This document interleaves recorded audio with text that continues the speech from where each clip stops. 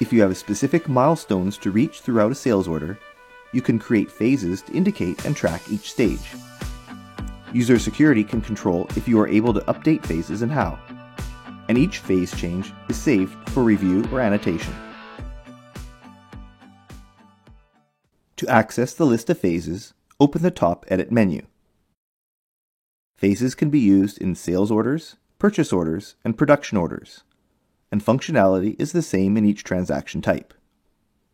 Perhaps one phase is the entry of a new transaction, followed by an approval process, followed by a building process, and finishing with a completion status. User security rights are required to either add, edit, or delete phase codes. Phase codes must be unique within each phase type, though you can reuse code values in separate types. The description is available to give direction on when to use each phase.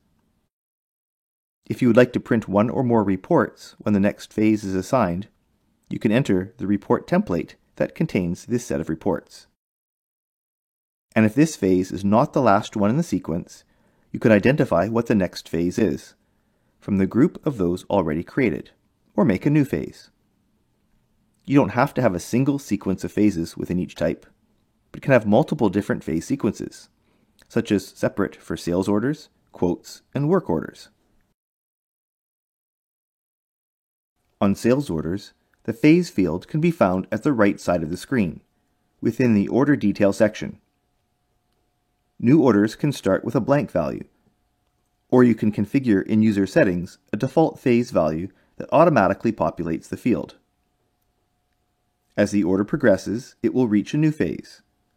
You can change this phase by editing the field, either by typing it in or by selecting it from the list.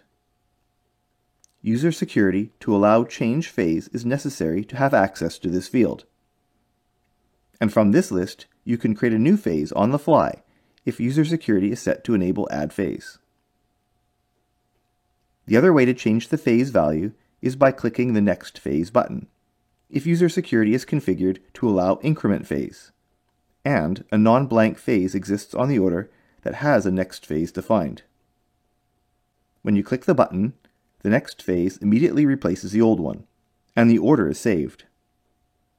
Additionally, the Spire report screen opens if a report template was assigned to the phase. Whenever you can change the phase on an order and save it, you can see this change on the Phase tab.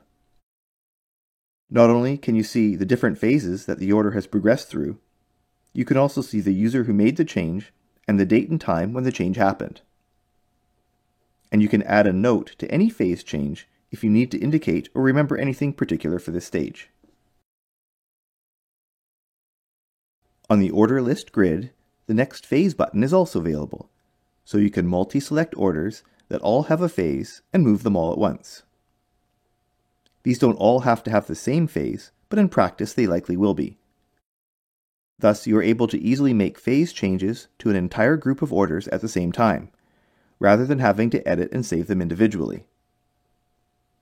And the phase field can be shown as a column on the order list grid, so you can sort or filter by this column to investigate overall progress or determine priorities. Perhaps list all the orders or quotes that require approval, for example. If you would like more information about Spire Accounting, access the link in the description below to our homepage. Read the online manual help for additional assistance. Watch more videos from this playlist. And subscribe to the Spire YouTube channel. Thanks for watching.